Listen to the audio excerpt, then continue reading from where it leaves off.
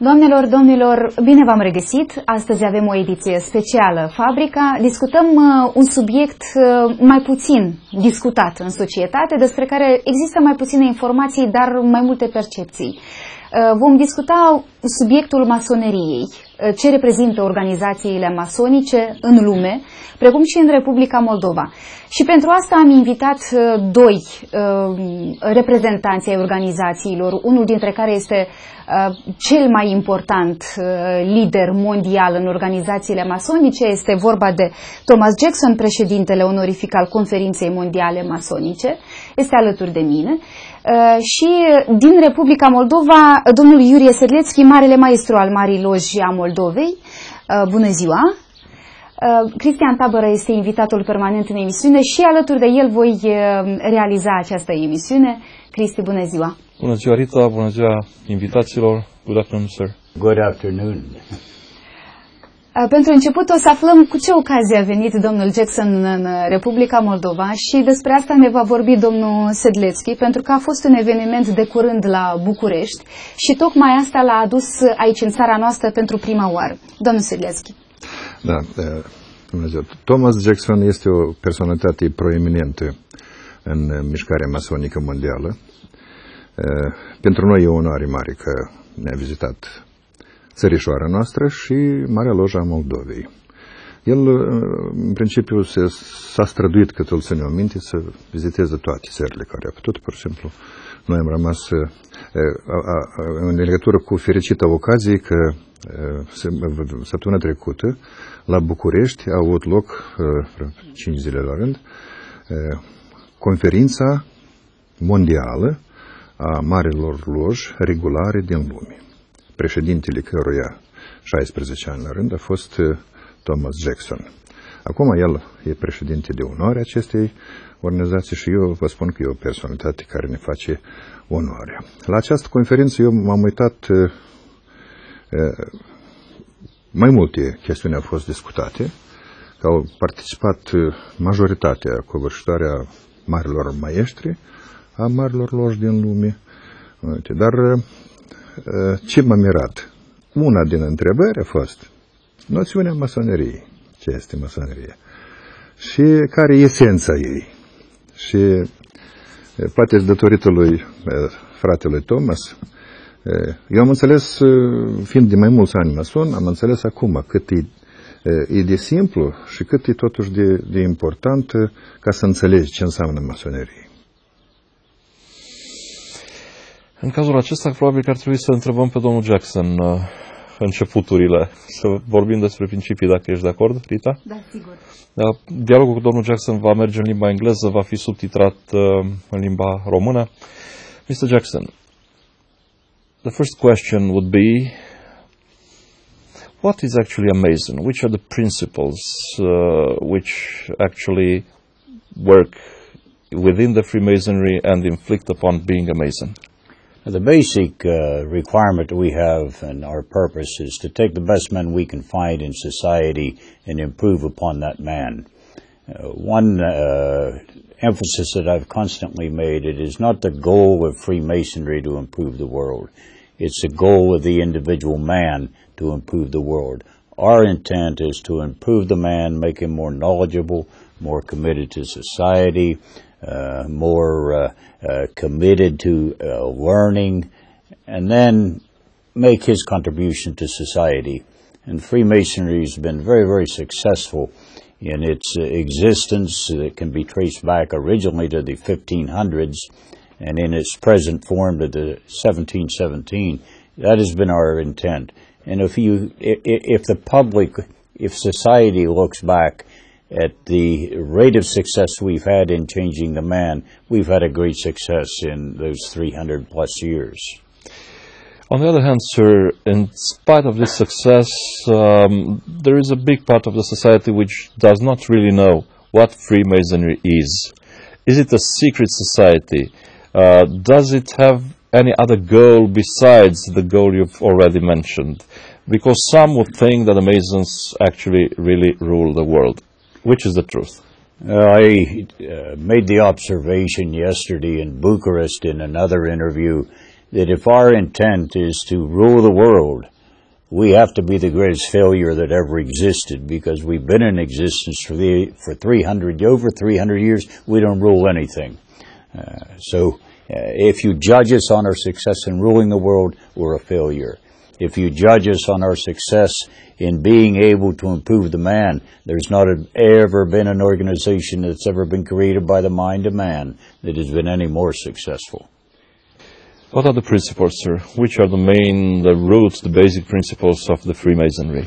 Well, Freemasonry, as I said, has the intent to improve the man, and what we emphasize with those individuals is the insistence upon the morality of the individual, the ethics of the individual, the trustworthiness of the individual, the commitment of the individual to the society in which he lives, his commitment to his country. We require every Mason to be committed to his country and encourage patriotism for that brother.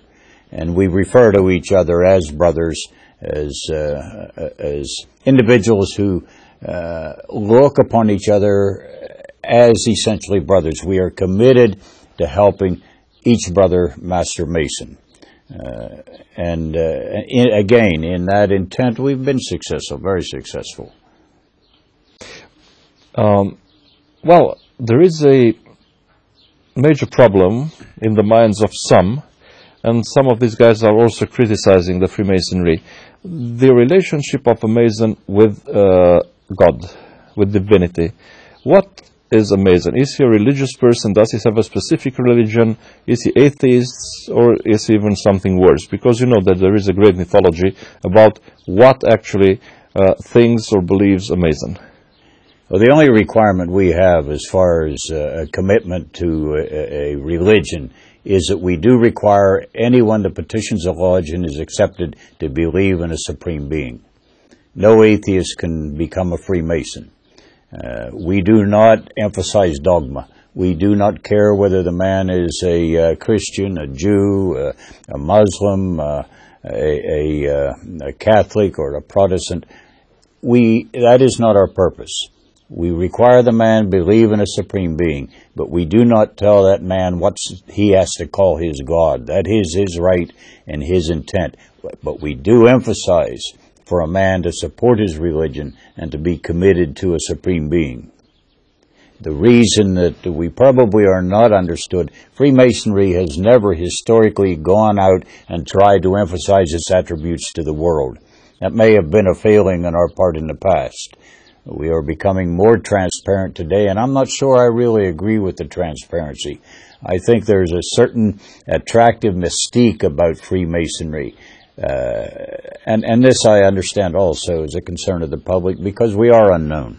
And we're unknown simply because we never made a concentrated effort to be known. And I'm not sure that will be our intent far into the future. If we can accomplish what our aim is without necessarily going out and bragging about it and telling everyone how great we are, then we're far more successful in our goal than to go out and display to the world and exclaim to the world, see how great we are. I wish, and I've said this a number of times, I wish we were as powerful as people think we are, but I'm certainly glad that we're not as bad as others think we are. That was very nice indeed, sir. Would you please explain in a few words the name, Freemason? Why Masons? Why free? When did everything start? You know, that's an interesting question, because we don't really know why we're Freemasons. There are a couple of theories. One theory is that our ancestors, our predecessors to the symbolic type of Freemasonry, were active stonemasons, and they worked in free stone. So the theory is the name Freemason came from the early operative Masons who worked in free stone, hence they were Freemasons. The other theory is that our commitment has been, again historically in the past, that anyone that joined Freemasonry had to be a free man. As all of us know, you look back in history and many men were never free. Consequently, Freemasonry required that man be a free man, so he had the capability and the option to express himself, to be committed to what was required of him. Which one is the correct answer? I don't know. But it seems that it still has something to do with the Masons that really worked as, I don't know, builders of cathedrals, temples, and tried to somehow keep the secret of their profession. And again, that's an interesting observation also, because we truly do not know where we came from. There are a number of theories, again, that is debated and has been debated for centuries on our origin. We accept generally the theory that we evolved from the operative stonemasons, but there are those who believe we evolved from the Knights Templar, who left France after the persecution of the Knights Templar, went to Scotland, formed with the Freemasons, or were supported by the Freemasons, and that was our origin. There's another theory that just originated within the past few years, that we came from by creating the thinking and the structure of the Royal Society in London. And there's a lot of good points in that theory, that there is a possibility. Instead of that, for a long time, the idea was that the Royal Society created the Freemasons. Now the general assumption is that probably the Freemasons created the Royal Society. Well, that's a heavy assumption on the other hand.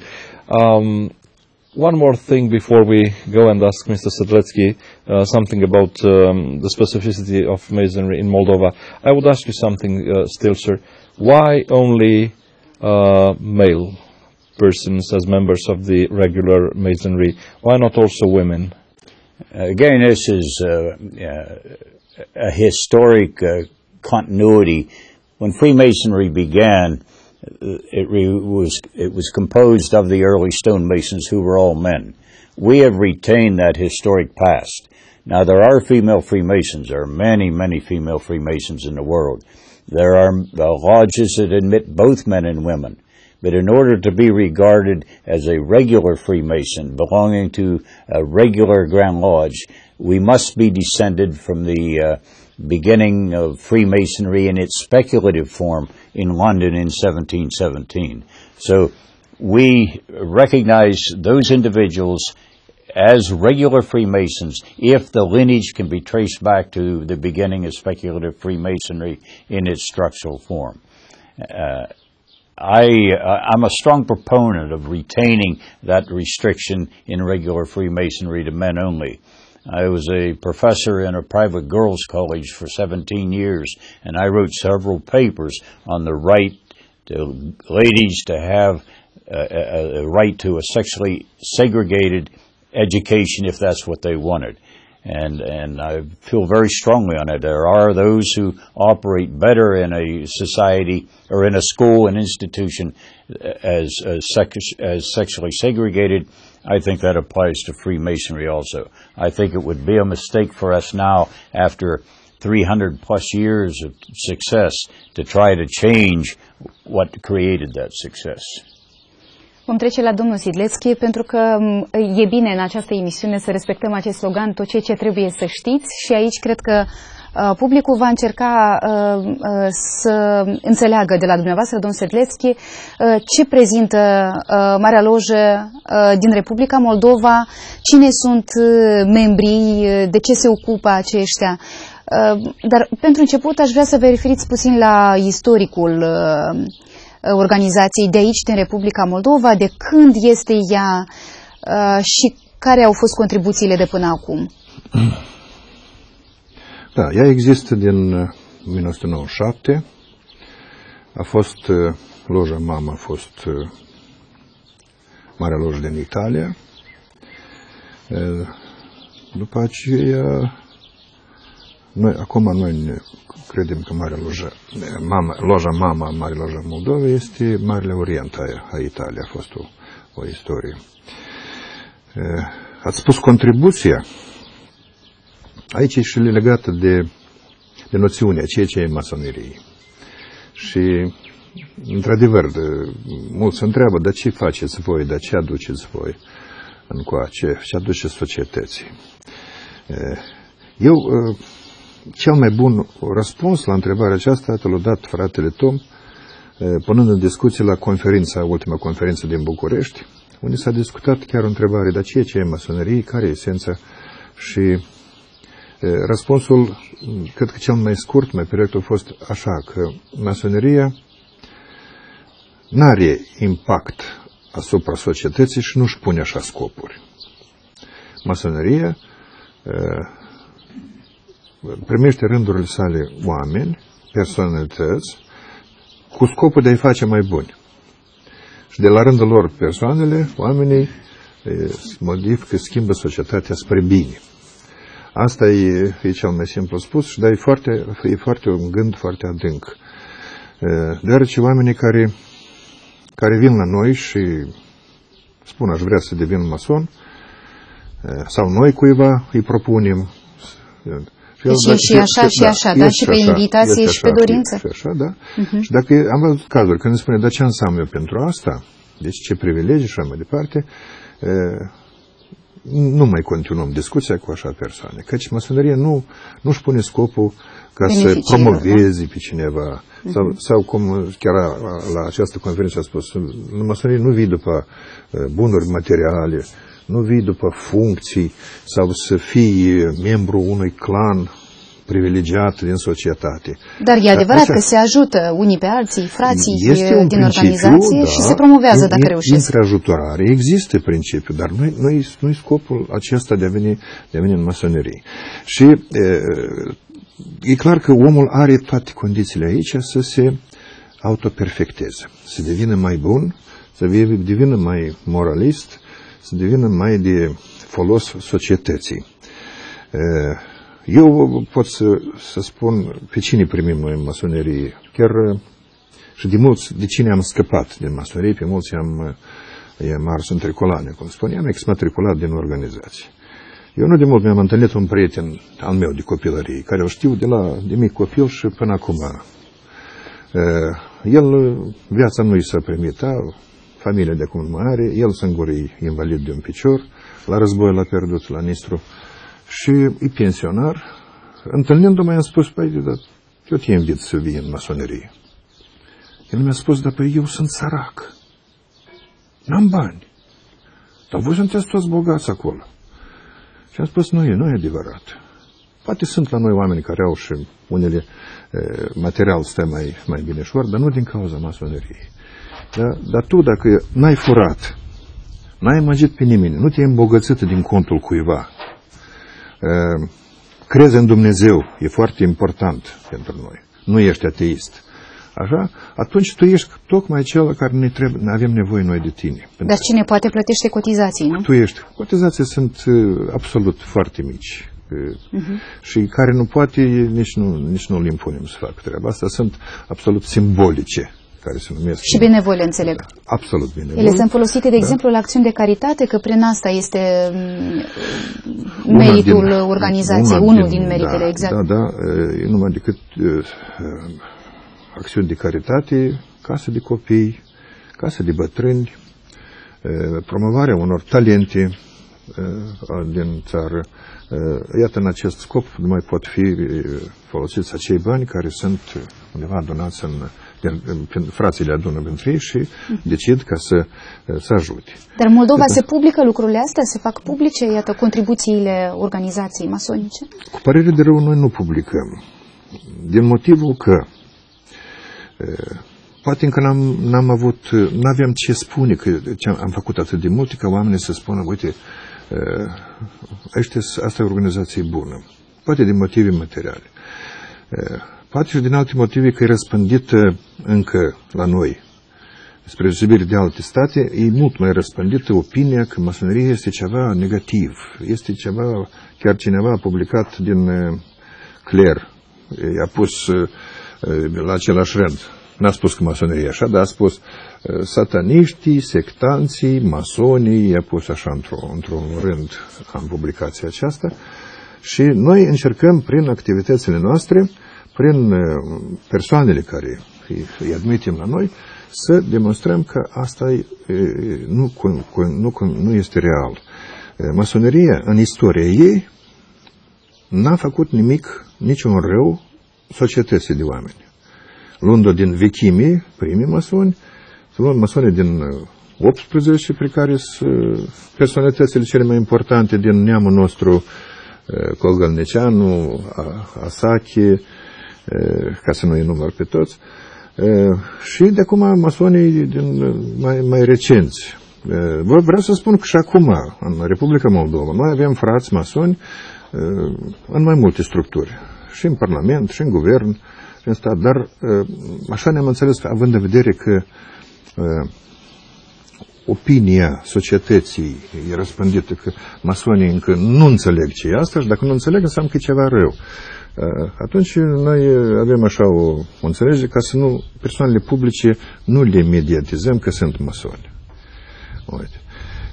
Dar sunt de acum, eu mă bucur, careva persoane publice care de acum vor spune, dar tu spune că eu sunt mason și eu vreau să mă mândresc cu aceasta că sunt mason. Așa se întâmplă în țara vecină, în România, de acum, acolo e organizație foarte puternică și foarte multe personalități se mândresc cu faptul că sunt masoni. Cu toate că și acolo sunt opinii și negative și în toate țările am văzut. Și chiar i-am întrebat, este numai la noi așa, se uite rău la organizația masonică, sau peste tot locul sunt așa. Și încearcă tot timpul să ponegrească această. Dar e interesant că n-are cu ce ponegri. Noi am spus, îmi pare că pe câțiva ani în urmă, și eu repet tot timpul acest gând, să găsească un om care să ne spună din istorie ce rău o adus societății organizația masonică. Nu spun de personalități aparte. Și eu cred că nu se găsește omul care să spună. Cine a fost fasciștii, omorât lumea, știm de asta, nu ca să nu spunem, bolșevicii, încă mai mulți oameni eu omorât și au adus foarte mare rău oamenilor și societății. Nici nu-i compari. Masoneria a adus numai lucruri bune. A luptat cu tirania, au instaurat regimuri democratice, au ajutat ca să oamenii să facă aceasta. Și iarăși, vedeți cum am spus greșit, nu masoneria, dar persoanele care erau masoni au făcut treaba aceasta. Deci noi aveam așa să spunem, o școală, un club de interese, o frăție, mai bine zis, unde omul are posibilitatea să se perfecționeze, cum se spune, perfecționarea nu are limită, așa, și vreau să spun că nu suntem noi toți chiar cei mai ideali, cu toate că tindem spre aceasta. În ultimii ani, fiind mare maestru, eu am semnat mai multe decrete de exmatriculare din rândurile masonilor. Pentru ce? Pentru diferite fapte amorale, să spunem, pentru corupție chiar. Un om corupt nu poate fi mason. Cum nu poate fi mason și un antichrist, da, să spunem, un ateist care e. Dar cu biserica în Republica Moldova, cum stă organizația masonică? Eu am vorbit cu mai mulți clerici, relațiile sunt așa, se spun bune, nu pot să spun, și caut să înțeleg de ce. Răspunsul mi-l dă și mă consult cu frațele peste hotare. Cred că și acolo nu-i prea, nu sunt așa de bune relații, dar eu știu foarte mulți clerici, chiar din România și din alte țări, care sunt frați masoni. Și asta nu contravine unul altul, pentru că el, una din întrebările principale când te inițiază în masonerie este, crezi în Dumnezeu sau nu? Dar aici este o nuanță de așa natură, că la ținutele masonice sunt 3 cărți sacre. Biblia, este Coranul și Tora. Fiecare are și nu poate se roagă și îl respectă pe Dumnezeul său, având în vedere că este atunci, el e unul, așa. De aceea, și mai este încă o regulă foarte dură, în masonerie se interzice discuțiile pe teme de religie, așa, și pe teme politice. O să discutăm despre asta și după publicitate. Da. Revenim în scurt timp la fabrică.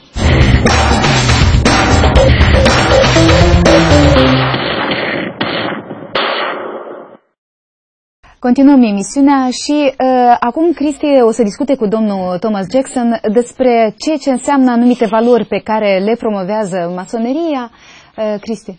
Există într-adevăr o serie de principii despre care oamenii nu prea știu. Și oamenii nu înțeleg, de exemplu, cum se raportează masoneria la societate, respectiv la mediile de decizie ale societății. Pentru că, da, masoneria, prin oamenii ei, am auzit că militează, da, pentru schimbarea unor lucruri. Și cu toate astea, o parte a societății se opune, uneori s-au opus persoane sau chiar instituții sau chiar regimuri întregi s-au opus masoneriei. Și atunci e de văzut care sunt acele principii, pe cine a deranjat aceste principii, dacă are sau nu are masoneria dușmani. Și dacă ele sunt general recunoscute, atunci de ce ele devin unele speciale în cazul organizației masonice? Să vedem. So, Mr. Jackson, I would like to ask you to tell us first of all about the principles that the Freemasonry actually seeks and goes out for, such as liberty, human dignity, equality. These are quite general. Some other, I don't know, organizations or religious groups would also seek the same principles. What makes them more special for the Freemasons, and how do the Freemasons actually go seeking for them? As I indicated before, our goal is still to seek the best men we can find in society and improve the man. I could sit and cite numerous examples of Freemasonry's contribution to struggles on a world level for freedom, for liberty, for equality. Men like George Washington in my country, Simon Bolivar in Latin America, Lajos Kossuth in Hungary, Benito Juarez in Mexico, Theodore Kaluka-Kotronis in Greece, Ataturk in Turkey, Giuseppe Garibaldi in Italy. They were all Freemasons. They were all men who contributed in a powerful way to the freedom and the liberty in their countries. They're honored in their countries. It cannot be happenstance that they were also Freemasons. We're not saying that we made them leaders who led their countries, but we certainly must have had some influence on their thinking. And you could cite, we could go on and cite many other contributors to the world, not necessarily in military affairs, but men like Sir Alexander Fleming, Amadeus Mozart, Haydn, so many men who contributed so much in the arts to society, in medicine to society, in many of the great actors like John Wayne in America, and those who set examples as cowboys like Gene Autry and Roy Rogers. These were the men that I grew up respecting. I didn't know they were Freemasons, and that's one of the problems in the world. You don't know they were Freemasons. You wouldn't know that Theodore Kaluka-Kotronis was a Freemason, or Giuseppe Garibaldi, or Simon Bolivar, or Benito Juarez, because they don't go out and tell the world I'm a Freemason, but they contribute to the world because of the influence that Freemasonry had upon their lives. May I ask you something, sir? You have just nominated some great personalities of the world, but you try to tell us that they did not want to speak out about themselves, that they are Masons, and somehow you suggested that the Freemasonry does not have a plan to infiltrate its members in the, I don't know, certain institutions or levels, or but is there still a strategy, or the only strategy is to create valuable persons and then just let them work for the society? Well, there's certainly no strategy within the Masonic organization. We have no, and I probably have been exposed to just about more Freemasonry than anyone in the world today. I've spent the last 16 years as executive secretary to the World Conference. I spent 20 years before that as the grand secretary for the largest Grand Lodge in North America. I've been a member of the craft now for 52 years. So I would think that if any strategy like that existed, I would be aware of it. And if it's there, I have never seen it. Our goal still remains to make men more committed to their society, more committed to their God, more committed to the precepts of the freedoms of man. I mentioned just a little while ago during the commercial, I have a good friend of mine who was a Lutheran minister, and he asked me one day, he said, "Tom, you say your goal is to take the best men you can find, but you choose to ignore those who need your help the most." And I said to him, I called him John F. I said, "John F., You can't make fine porcelain out of bad clay. We are not a Reformation society. That is your responsibility to reform the man. Our responsibility is to improve the man.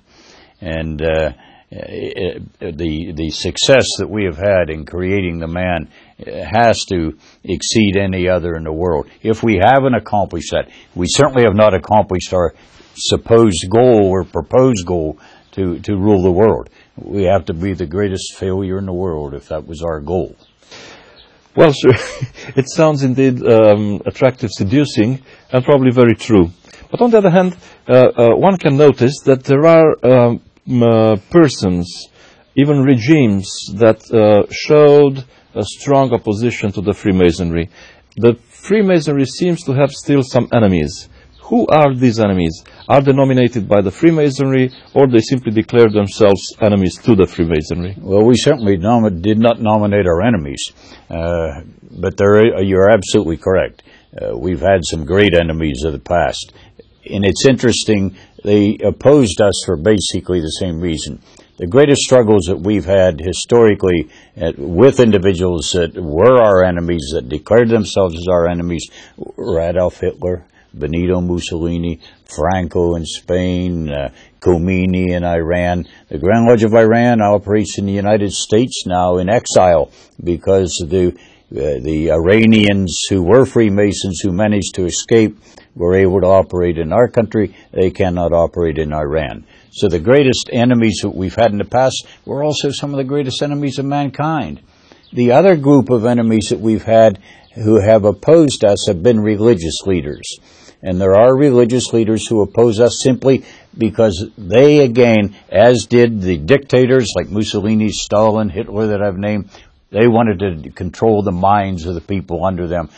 The leadership of the religious groups had the same intent. It's sort of ironic that two types of organizations that are the greatest enemies to each other both oppose us for the same reason.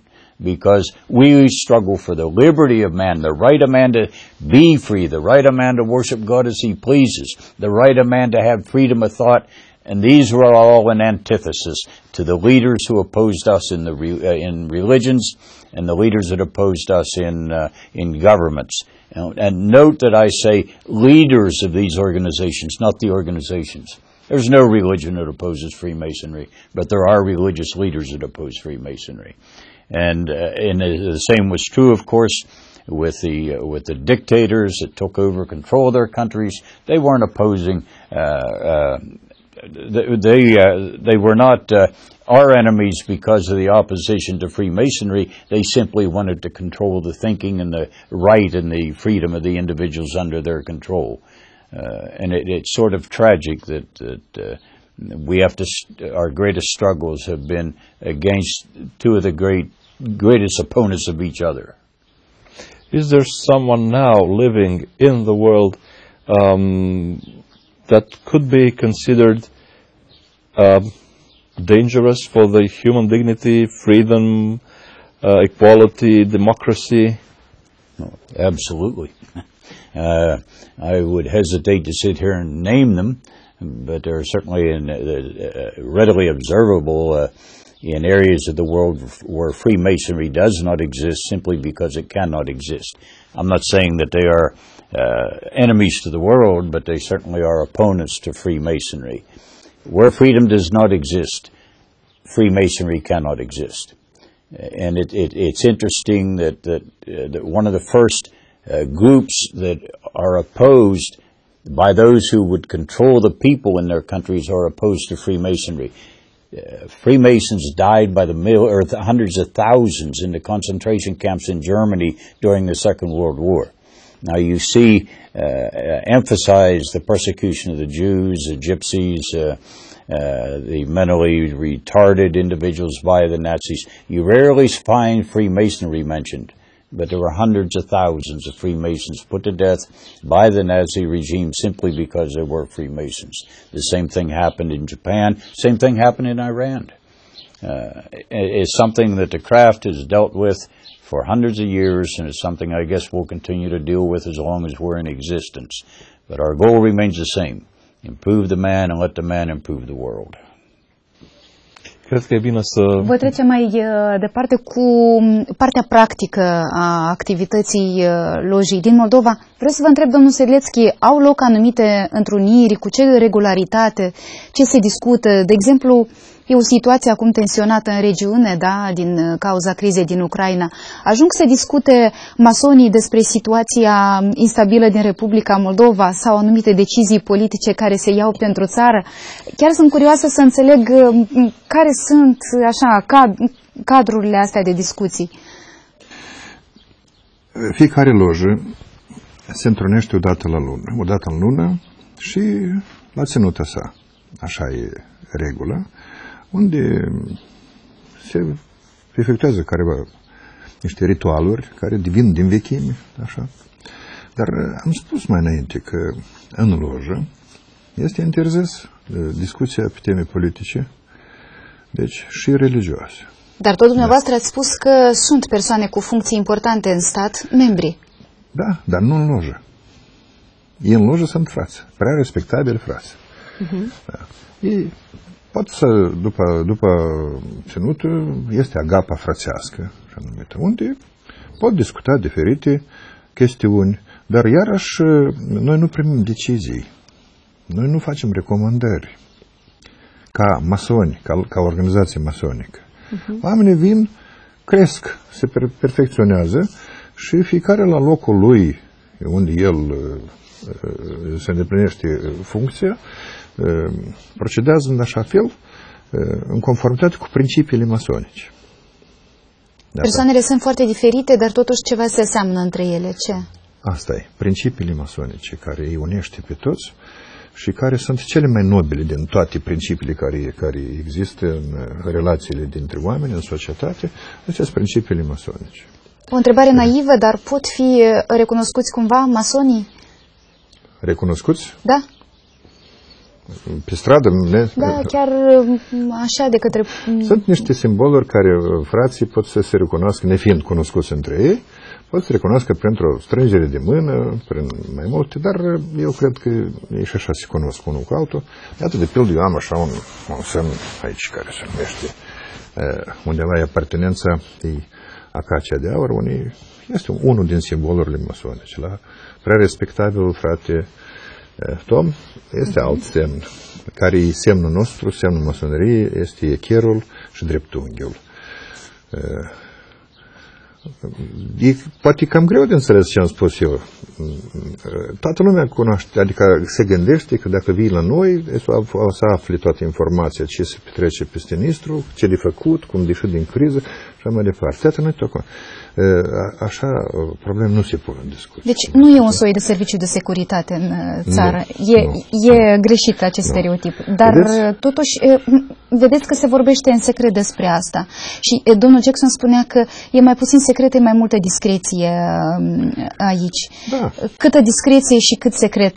Pentru că oricum este diferență. În primul rând, eu aș vrea ca a noștri oameni să înțeleagă că chiar și la nivel de politicieni mari s-au expus că masonii sunt o lojă secretă. Noi nu suntem lojă secretă. E foarte ușor să iei la Ministerul Justiției sau să vii la mine, să te uiți pe perete afișat, loja masonică înregistrată, Marea Loja Moldovei, înregistrată data de cutare, la cutare. Deci noi nu suntem organizație secretă, ceea ce este interzis de Constituția noastră. Dar orice organizație are și discreție. Deci, de pildă la ținutele noastre nu pot să fie alte persoane decât masoni. Sunt niște măsuri, eu am văzut, noi așa ceva încă n-am făcut, dar am văzut în alte loji frățești, când masonii au niște mențiuni, niște diplome, chiar ordine, să spunem, și persoanele care au adus un aport mare societății sunt decorate cu mențiunile masonice dacă ei le acceptă. De pildă, eu știu că și o doamnă academician a primit un orden cel mai înalt distinct, ea este istoric academician, a primit-o din țara vecină. A primit un orden masonic. Oameni de artă, cântăreți, chiar și alte persoane. E adevărat că și mitropolitul a primit ordine? Mitropolitul care? Mitropolitul Vladimir. Nu. de la noi n-a primit ordine. Poate de undeva a primit, dar eu nu știu. Despre asta s-a vorbit în presă, de asta și vă întreb, este sau nu? N-am auzit. Noi avem relații neutre, să spunem, cu conducerea, cu clerul Moldovei. Cu toate că am spus și mai repet, noi am vrea ca, poate, ca și în țările vecine, să vină în rândurile noastre conducătorii sau clerici, vă spune, dar din cei care merită, care nu sunt pătați absolut de nimic, nici de o suspecție că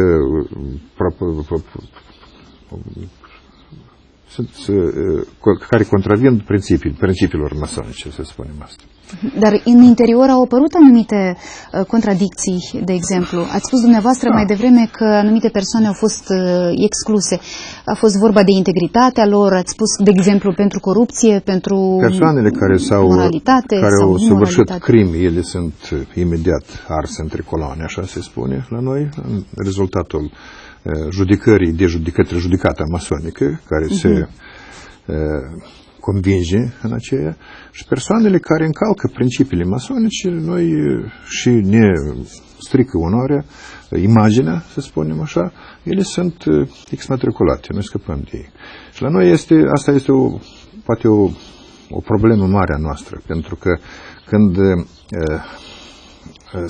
și-a început istoria masoneriei moldovenească, foarte multe persoane importante publice au venit în masonerie. Din cauza că chiar prima persoană pe timpurile cele vizita masonerie. Au venit ca după biletul de partid. Și după aceea, când s-a schimbat, mai ales în timpul când conducea Partidul Comuniștilor, mulți veneau, spune, scoate-mă din listă, te rog. Cu mare plăcere, eu i-am șters pentru totdeauna. Ei nu mă pot să mai întoarcă în masonerie, oamenii care nu înțeleg ceea ce e masonerie și pentru ce au venit ei acolo. Alții au spus, eu nu știam ce e asta și m-am înscris și eu la voi, dar eu nu mai vreau. Și e foarte bine, eu stimez așa oameni, respect. Dacă el nu vrea, nu pot să-l ții cu forță și nici nu avem nevoie de așa ceva. Trebuie să fie persoane care, într-adevăr, respecte principiile generale ale masoneriei. Păi asta înseamnă că există sau nu niște obligații pe care le au membrii? Noi avem Constituția Marii Loji a Moldovei, unde sunt descrise toate, nu obligații, astea sunt principii care îl caracterizează pe om. Sunt un fel de reguli morale, da? Care țin mai mult de moralitate, așa, da? De comportament. Asta, absolut, da. Sunt așa valori puse pe primul plan. Familia este o valoare care nu poate nimeni să o conteste și e obligația masonului să-și respecte familia, să respecte femeia, să nu încalce legile statului respectiv. Asta e una din obligații. Și dacă e invers, înseamnă că e amoral și poate să fie sau pedepsit, să spunem, sau exmatriculat, să spunem. Dar în Moldova se pare că a mai apărut un fel de loje care s-a autoproclamat masonică și aici aș vrea să mai dați niște explicații. Aș vrea, pentru că ei s-au deproclamat masoni, dar ei sunt masoni neregulari, pentru că orice om din societate poate să spună că eu am o organizație masonică, dar trebuie să fie recunoscut de alte loje regulare, adică legitime din lume. Dacă n-ai nicio recunoaștere, tu poți să socoți mason, dar tu nu ești mason. Ești mason neregular, să spunem așa. Neregular asta ar însemna ilegal? Nelegitim, da. Așa. Și în lume sunt răspândite. Sunt loji chiar numeroase, care sunt loji de ateiști, dar ăștia sunt paramasonii. Adevărații masoni sunt masonii care se recunosc unul pe altul. Noi avem peste de acum 136 de țări care ne-au recunoscut pe noi, în același număr și Anglia, aproape toate statele din Statele Unite ale Americii. Foarte greu să primești recunoașterea țărilor scandinave. Noi avem așa ceva. Și de ce? Noi suntem unica organizație masonică regulară, să spun legitimă, din lanțul lojilor frățești regulare din lume. Asta e. Cristi. Acum, ascultam pe domnul Sădlețchi, Mi-amintesc că am făcut interviuri cu marele maestru al Marii Loji Naționale din România, domnul Radu Bărănescu, cel care acum practic este succesorul domnului Jackson în conferința mondială masonică, și cu domnul Rüdiger Templin, care este marele maestru al Marilor Loji reunite, unificate ale Germaniei. Și, într-adevăr, există nevoia aceasta de legitimitate, pentru că masoneria, din câte am reușit eu să înțeleg, își bazează foarte mult activitatea și pe această frățietate care trebuie să funcționeze în baza acelorași principii peste tot. În consecință, oricât de mult ți-ai putea dori să îți construiești propria lojă, nu poți să o faci nici de capul tău, nici în afara acestei recunoașteri reciproce, care îmi dau seama că este extrem de riguroasă. Da. Extrem de riguroasă. Nu cred că... E foarte greu să încerci vreo formă de impostură, pentru că nu există răspunsul. În sfârșit, e nevoie într-adevăr de mai multă atenție când vorbești cu ușii despre mason, dar nu în sensul în care ar reprezenta vreun pericol, ci doar în sensul în care ești, tu ca profan ești foarte ușor de indus în eroare. Și din păcate îmi dau seama că în pătura largă a populației există foarte multă percepție eronată cu privire la ce este masoneria sau ce este un mason, ce face el și așa mai departe. E adevărat însă că există și ispite foarte mari. Pentru mulți, masoneria poate fi o sursă de relații. Și imaginează că dacă intră acolo, cu siguranță o să fie prieten cu miniștri, cu influență. Deci se spune că cineva ar folosi o, da? O să-l întreb și pe domnul Jackson despre asta. Și am avut probleme. Cu vreo 5 ani în urmă, încă nu eram așa, nu cunoșteam toate nuanțele. De două cazuri am avut. Când un frate de-a nostru s-a adresat din altă țară, în Scandinavă. Hai să facem business, tu ajută-mă pe mine, eu asta. Și asta a dus la un scandal între lojile masonice. Căci asta este încălcarea principiilor. Nu poți din cauza că tu ești mason, eu sunt mason, spun tu ajută-mă pe mine asta. Ei pot să, într-adevăr, să fac cunoștință. Și dacă undeva în afara lucrului masonic pot să aibă niște relații, să spunem, și economice, eu știu, acolo de business, dar nu sunt legate din cauza că tu ești mason. Deci, aceste două cazuri după ce au fost, nu se mai repetă, de acum aproape toți frații noștri știu, cu toate că relațiile sunt relații și ele aduc beneficii ambelor părți, dacă ei, ambele părți, aceasta doresc. Da, dar nu se înțelege totuși până la capăt de ce o parte a societății condamnă cu vehemență activitatea masonilor. Asta este, deci nu se poate delega. M-am întrebat de multe ori și pe mulți frați din alte țări am întrebat. Răspunsul este mai mult, sau de mai multe ori se spune așa răspuns. Se tem de concurență. Concurență de ce? Concurență, influență în societate. Așa am ajuns eu la o concluzie când îmi spun. Pentru că când îl întreb, dar de ce în societatea asta vorbește rău de masonie? Ce a făcut rău? Încă o dată mă întorc la întrebare. De ce la voi biserica e contra? Pentru că fiecare își apără influența și masoneria, într-adevăr, e o forță care poate aduce, eu știu, concurență în închipuirea lor. Noi nu concurăm cu nimeni.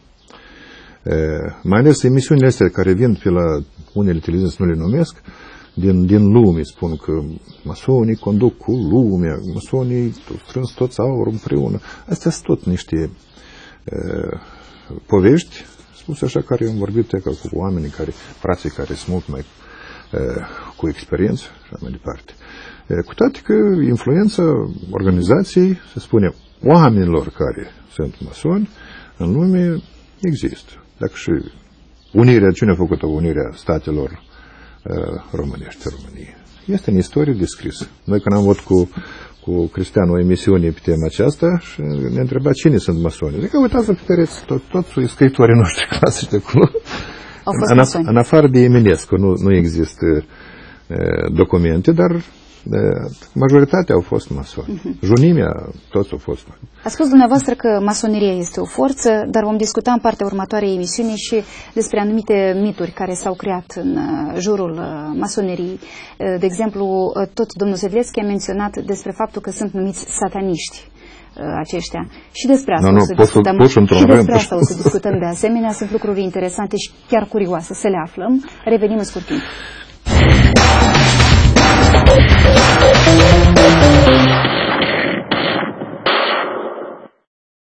Revenim, urmăriți Fabrica și în această parte a emisiunii discutăm despre ce suport poate să acorde societății masoneria și despre multe alte lucruri, inclusiv curiozități despre ceea ce înseamnă activitatea unei organizații masonice.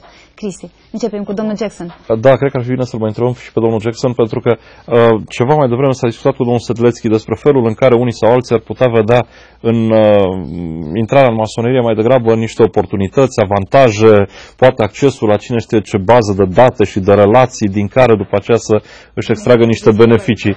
E foarte tentant când ai de-a face cu o frăție atât de extinsă, nu la nivel național, continental, mondial chiar, să te gândești că acești oameni toți la oaltă, într-un fel sau altul, te-ar putea sprijini. Haideți să vedem cum stau lucrurile la acest capitol.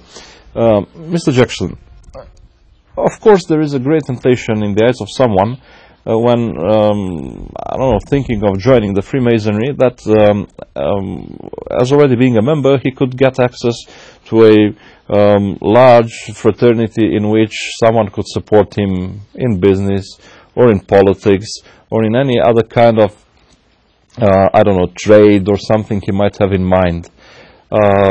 Is this kind of a person, I don't know, welcomed in the Freemasonry? Would he get any kind of support? If he gets a support, what kind of support actually could someone expect on behalf of his brothers within the fraternity? Well, there's certainly no doubt that we do have individuals joining the fraternity from how they think they can benefit from it. As I said, our goal is to find good men and make them better. Do we always succeed? No. We do not always get good men, and we do not always make them better. But we do have the grounds. Anyone that is found to be using Freemasonry for a purpose to benefit themselves can be expelled from membership in the craft.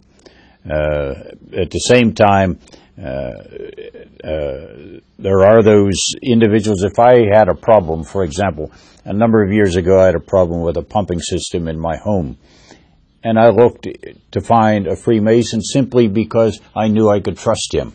If a member were to find themselves in a position that another member of the craft did him wrong, that individual could bring charges against him and the man expelled. Our goal, again, remains to find the good man, but if we don't have the good man and he proves himself to be a bad man and not benefiting Freemasonry and not benefiting society, we take charges against him and he is expelled. But again, as I said, we don't always succeed. Fortunately, our feeling is we have more successes than failures in that sense. But I've been involved with a number of situations when I was Grand Secretary where we had to bring the man up in Masonic charges for unmasonic conduct because he was using the organization to benefit himself. Is that the answer or the response that you wanted? We are close to it, yes, because you know, in areas, for example, in territories which are somehow emerging, like Moldova, or like, I don't know, Eastern Europe, for example, people try to develop, society tries to develop. It might seem interesting, for example, to find a good person and try to support him, make a lobby for him in order to become a prominent politician, for example. Is this in accordance with the Masonic thinking? Would the Masons, I don't know, advise each other, vote for this guy or for the other guy, or don't vote for him, or support him, don't support him? There are two subjects that are never permitted to be discussed in a Masonic lodge. One is politics, and the other is religion. And that is set purposely so you do not get involved with the political situations and that you do not get into religious controversy in the lodge room. They become personal responsibilities of those individuals. If we found that a man was using Freemasonry to benefit himself politically, again, that is grounds for expulsion. At the same time, if we look at that individual as a good man, if we see him as a benefit to society, if we see him as a reflection, a positive reflection upon Freemasonry, we would certainly support him in those actions. That does not make it anti-Masonic as far as we are concerned, because we're simply supporting a good man. Can the brother benefit from his affiliation? In that sense, yes, he probably can. But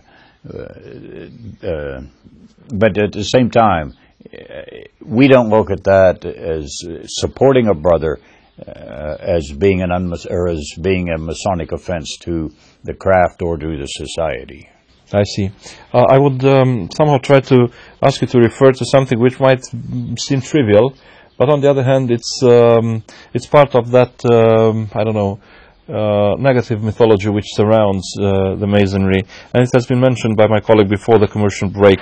There are parts of the society which would strongly like to believe that Masons are somehow satanic. Why is that? How could someone believe something like that when there is no evidence? Well, that dates back to a man by the name of Leo Taxel, who painted Freemasonry as a satanic worshiper. And he brought, and it was a fraud against Freemasonry, and at the same time against the Catholic Church, because the Catholic Church at that time accepted what he said. And then after the Church used it against the fraternity, he admitted it, he made it all up and it was a hoax. It's amazing. I can't recall right now when Taxel lived, but it was 100 years ago. We still are dealing with that. Leo Taxel still remains one of the great enemies of Freemasonry. But the myths of Freemasonry are so ancient and so old because the organization is so ancient and so old. There's probably, if you think and try to conceive, does anyone know another organization outside of organized religion that has lasted for over 300 years? It's certainly the oldest and largest fraternal organization in existence. We cannot have survived that long by being an antagonist against the church, against any religion, against society. But the myths remain, and they'll always remain, simply because as Leo Taxel existed for this longer period of time, even though he admitted that he made everything up, there's no way to dispel it. We will deal with it as long as we exist, I suspect. Probably yes. On the other hand, for some, figures are more relevant than anything else. I would like to ask you to try to refer to some figures, for example, regarding charity. I know it's somehow undignifying to come up and speak about your fantastic contribution to charity. But on the other hand, probably society should know and must know what would exactly mean the contribution in charity activity, for example, for the Freemasonry in the United States. And that's an interesting question also. I gave a paper at the All-Canadian Conference about 15 years ago, and I titled the paper, "Is Charity the Core Value of Freemasonry?" And in that paper I emphasize it is a core value, but not the core value. We are not a charitable organization. We have never claimed to be a charitable organization. We have been involved with, even back in the age of the stonemasons who were building the cathedrals, it was a requirement to make contributions to support widows and orphans of the cathedral builders who were killed in performing their duties. But our goal was never to be a charitable organization as far as public charity is concerned, yet we've evolved into that. In America today, Freemasons give $1.5 million a day, 365 days a year to public charities. But you never hear of that. How many people are aware that that kind of money is ever contributed? In Romania, they have the scholarships that are offered to some of the best students. Scholarships are a great contribution. Freemasonry has been involved in supporting so many charitable organizations that is never heard of. And again, it's because Freemasonry simply does not have the intent to become recognized as a charitable organization. We don't brag about what we're involved with in charities. Consequently, that remains an unknown. But there's probably, and I don't think it's probably, there's, in all intent, we are probably the largest charitable organization in the world today. Shriners Hospitals and Shriners are part of Freemasonry. To be a Freemason, you must be, or to be a Shriner, you must be a Freemason first. They operate the hospitals that were for crippled children when it originated. And every child that goes to the Shriners Hospitals pays nothing. I think Romania had a couple of their children come to America to be treated in the Shriners Hospitals. It's extremely impressive of what they've been able to do. The Cardiac Center in New York City is a Masonic research center and is developing some of the fastest advances in cardiac care and artificial hearts. But how many ever hear of the New York Masonic Research Center for Cardiology? They're just unknown. But we remain an organization committed to providing help to whoever needs it in so many different charitable fields. One more question, sir, not the final one, but probably the one before the final one, which will remain for the end of the program. How would you advise someone to try to approach the Freemasonry, not exactly for the purpose to try to become a member, but just to understand it correctly? This is something that I hate to refer you to, but the Internet's a valuable source of information today. The Internet has become, whether we liked it or not, has become a source of information on Freemasonry. It has exposed us in a far beyond what we ever want to be exposed. The problem in referencing to the Internet, there is so much misinformation on it. Misinformation that is put there by our enemies who purposely put it there, and misinformation that is put there by our brothers who don't know what they're talking about. Ignorance of the membership is a great challenge to us today, because there's so much misinformation that they get. Then they speak as an authority, being a Freemason, and the public referring to the Internet picks it up there. But there are tens of thousands of volumes of books have been written on Freemasonry. The libraries are full of them. Anyone interested in affiliating with Freemasonry can make an inquiry to a local lodge, to the Grand Lodge. Back home in my country, you cannot be invited to be a Freemason. That doesn't operate that way in much of the world. A man who's a good man can be invited. But in America, the man has to ask to be a Freemason. As a result, we end up with probably losing a good many great men who we could have convinced to join the craft if that was our intent.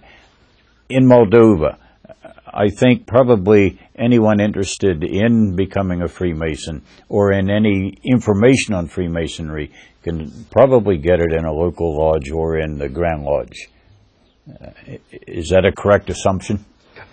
We'll see. I will ask Rita to ask Mr. Sedlecki, and then we'll get to the conclusions after the final discussion with Mr. Sedlecki. Rita, te rog, întreabă pe domnul Sedlecki dacă e corect că cei din Moldova pot să obțină informații despre masonerie adresându-se fie unei loje locale, fie marii loji. Da, cred că domnul Sedlecki acum chiar și o să ne vorbească în detalii despre asta. E posibil. Dacă e posibil să obțină informații despre masonerie? De exemplu, să se facă publice corect despre masonerie. Expunerea anumitor lucruri. Fără probleme. În primul rând, noi avem site-ul Mare Loja Moldovei, care publicăm informația despre lojele noastre.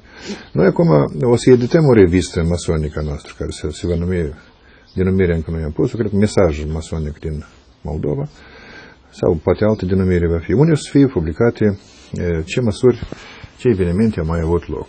Noi între noi ne informăm prin poștă electronică, dar orice doritor care vrea să știe ceva despre masonerie, poate să adreseze la mine sau la alt frate maestru care o cunoaște. Eu am făcut o bibliotecă de literatură masonică care poate să vină să o citească.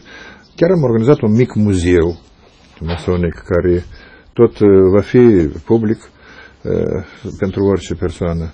Și noi mai planificăm niște măsuri.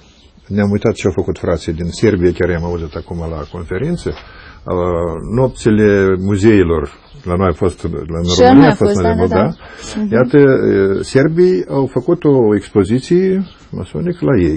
Aceleași probleme sunt și la ei ca și la noi aici. Și au avut succes. După aceea am mai spus din altă țară că a făcut-o pe o stradă pietonală din țara lor, a făcut o expoziție de informație masonică. Și el spunea că ne temeam că o să fie probleme, dar a avut un succes nemaipomenit și după aceasta mulți tineri s-au adresat că au vrut să devină membri masoni. Sperăm și la noi s-a întâmplat aceasta. Păi asta înseamnă mai multă transparență sau e pur și simplu așa o dorință de a expune lucrurile și activitățile pe care le organizează Marea Lojă Moldovei? Noi transparență avem. Noi nu avem încă mult, nu ne ajung forțe ca să se manifeste oamenii. Noi am vrea ca să ștergem, să restabilim opinia bună despre, sau imaginea bună a masoneriei. Eu aș vrea ca orice frate mason, nu numai câțiva care cum v-am spus, să spună cu mândrie, da, eu sunt mason și mă mândresc cu asta și lumea să știe că acela e mason, dar uite ce a făcut, a făcut bine. Sau uite, a făcut rău, dar e mason. El de acum riscă să nu mai fie mason. Eu cred că asta o să fie cândva. Deci e și pentru opinia publică, dar și pentru consolidarea Marei Loje de aici, din Moldova. Da. Dar vreau să vă întreb, vedeți că e nevoie, mai ales în statul nostru, de o concentrație mai mare de oameni valoroși care să poată mișca lucrurile. Dar și acești oameni trebuie cumva motivați, promovați sau cel puțin să li se permită să acționeze în vreun fel, să nu obțină piedici. Dar vreau să vă întreb, Marea Lojă din Moldova stimulează cumva asemenea persoane, contribuie cumva la consolidarea elitei din Moldova? Păi asta e una din sarcinile noastre sau dorințele noastre, scopurile noastre, ca să susținem câți mai mulți oameni care sunt personalități. Chiar dacă ei nu sunt masoni. Noi le spunem că noi am vrea să-i susținem și moral, și material, și poate cu informație, cu relații din alte state. Orice frate de nostru care se duce peste hotare, eu îi eliberez așa numită good standing și el e întâlnit, e ajutat ca un frate. În afară de chestiunile cele care am spus de acum. Dăm bani sau ajută-mă la business, asta nu există și n-ar trebui să existe la noi. Restul relațiile între lojile frățești sunt foarte strânse. Noi ne scriem scrisori cu majoritatea care ne-au recunoscut. Noi ne felicităm cu sărbătorile. Noi efectuăm înfrățiri între diferite loje noastre și, de pildă, avem o lojă din Franța care e înfrățită cu noi și odată în an ei vin la noi ne ducem la ei. Iată, cu loje românești suntem înfrățite cu mulți, cu ucraineni. Dar ceremoniile, de exemplu, locale pot fi combinate cu cele din alte state, cu membrii altor state? Da, există ținută comună a două loje înfrățite. Și ei vin împreună, lucrează. Noi avem o lojă care ținută în limba franceză, e francofonă. Așa. Acum urmează să deschidem o lojă care va ținută în limba engleză anglofonă. De acum avem atâția frați care cunosc bine limba și uite, o să lucreze. E clar că la această lojă o să fie invitați frați care cunosc limba și vor participa. Ea urmează să fie, după ce o face, să fie înfrățită cu o lojă din Anglia și o să fie organizate ținute comune. Clar că aici sunt relații. Și asta dă ceva în exterior? Asta e pentru buna comunicare în interior, asta înțeleg, dar dă ceva pentru exterior, în societate? Depinde care frate și cum influențează exteriorul. Noi le facem condiții ca ei în interior să se autoperfecționeze, să ajungă la culmile perfecțiunii. Asta e.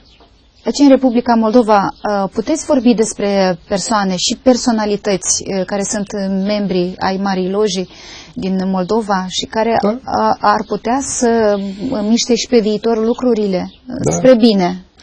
Eu pot vorbi și pot numi o listă întreagă de personalități proeminente din Moldova care au o influență și corespund principiilor masonice. Cu condiția că ei îmi permit să fac asta. Dar dumneavoastră ziceați despre faptul că anumite lucruri pot fi făcute publice. Ați vorbit despre o literatură masonică, despre o revistă cu activități, așa, specializată, să zic așa, între ghilimele, dar nu poate, de exemplu, un jurnalist ca mine să solicite o listă cu toate numele, de membri. Deci asta nu se poate obține oricum, e ținut în taină. Se poate, dacă ei permit. Dacă permit înșiși membrii, da? Eu deci, spun că nominal. Rita vrea să spună, tu ești mason sau nu? Dai voie să spun că ești mason. El spune da. Și eu mă mândresc cu asta. Eu îți spun. Dar alții spun că nu vor să devină numele lor publice legate de masonerie. Trebuie să trecem peste asta. Trebuie să vină și ea noastră, că noi trebuie să acționăm mult ca să restabilim imaginea masoneriei, în primul rând din lume, și a noastră. Iată acum, rădăcinile masoneriei, mi-am dus aminte acum, sunt mult mai vechi pe pământul nostru. Căci în România masoneria s-a început cu Mavrocordat de la Galați, s-a răspândit în teritoriul principatelor atunci, așa, dar aici în Chișinău s-au descoperit documente un prieten nostru, care nu e mason, o știi care, istoricul, a găsit așa un dosar unde e frumos, e toată lista lojii masonice din 1821 din Chișinău, așa, unde sunt toți generali, Raevski, care era Inzov de la Guvernia de Sud, așa, și este numele Alexandru Pușkin, care a fost inițiat aici în Chișinău, în loja masonică. Deci personalități proeminente erau care pe urmă au fost, mulți din ei au fost decembriști cei care au încercat să... Asta probabil în perioada când a fost această dorință, inițiativă de a închide masoneria, de a interzice. Păi după ce masonii au încercat să stabilească un regim mai democratic în Rusia, însuși imperatorul rus, care era și el mason, Alexandru, a interzis masoneria și nu numai a interzis-o, dar și e persecutat. Hai să-l lăsăm pe oaspetele nostru la final să ne spună ce mai are, lucruri așa interesante, pentru că oricum e pentru prima oară aici, e un moment, așa, un prilej unic. Da. We are getting to the end of this discussion, and I would like to ask you, sir, first of all, to tell us, how did you taste Moldova? Because probably you've been told about several things about Moldova. I have been told for years that I have to come to Moldova to see the beauty of the country, the taste of the wine, and see the gorgeous ladies. I found all three. I found great wines, I found gorgeous ladies, and I found a beautiful country. I am greatly impressed with what you have here. I'm just sorry I wasn't here years ago. Not during the communist era, but after. I'm very happy I'm here. I'm very happy I met the people here. When I met Yuri here a few years ago, we developed an immediate friendship. He's been asking me to come to Moldova and experience the Moldovan hospitality. I have not been able to come in the past. I did have the opportunity this time, and I even brought my wife with me, and my wife didn't travel with me for 20 years. She quit traveling 20 years ago when I told her I was retiring from executive secretary in Bucharest. She said, "Do you want me to go with you?" And I'm sure she asked me that because she wanted to make sure I retired. Does that give you a clear picture of what I think? Yes, you've given all the guarantees. Yes, of course. Well, now getting serious again for the end of this discussion, is there, based on your experience and on your broader view upon things, is there any major concern that you would, I don't know, have regarding Moldova or this part of Europe? Because yes, we cannot forget that not far from here troubles are going on. Certainly, you're in an environment here today that is not the best environment in the world to exist. In fact, When I checked on the internet, there was a travel caution by the American government traveling into Moldova and certainly into Ukraine. I don't deal with the political issues of what is taking place. I try to see personally, try to understand why it's happening. I would not try to make an evaluation on the future of what is happening. All I can do now is pray that whatever the ultimate result is, it's not going to be any more harmful than it's already been. It is so tragic, of man's inhumanity to man in the human element. Nonetheless, we are human. And the greatest weakness in any case is that human being. I've made the comment in reference to Freemasonry today, that one of the greatest weaknesses to Freemasonry is that we're composed of human beings. Fortunately, most of ours are good human beings. Let this be the conclusion. Thank you very much, sir. Să fie asta concluzia, cea pe care o spunea domnul Jackson. Cred că ne putem opri aici. Încheiem și mulțumim foarte mult pentru participarea în această emisiune. Este un interviu exclusiv cu președintele onorific al Conferinței Mondiale Masonice, Thomas Jackson, și domnul Iurie Sedlețchi, este marele maestru al Marii Loji a Moldovei. Vă mulțumim foarte mult. Da, și eu vă mulțumesc, eu respect mult emisiunea noastră și vă mulțumesc mult pe prea respectabilul frate Tom. Încheiem aici emisiunea Fabrica. Fabrica e tot ceea ce trebuie să știți. Ne revedem luni la 9 fix. Până atunci, weekend frumos, numai bine!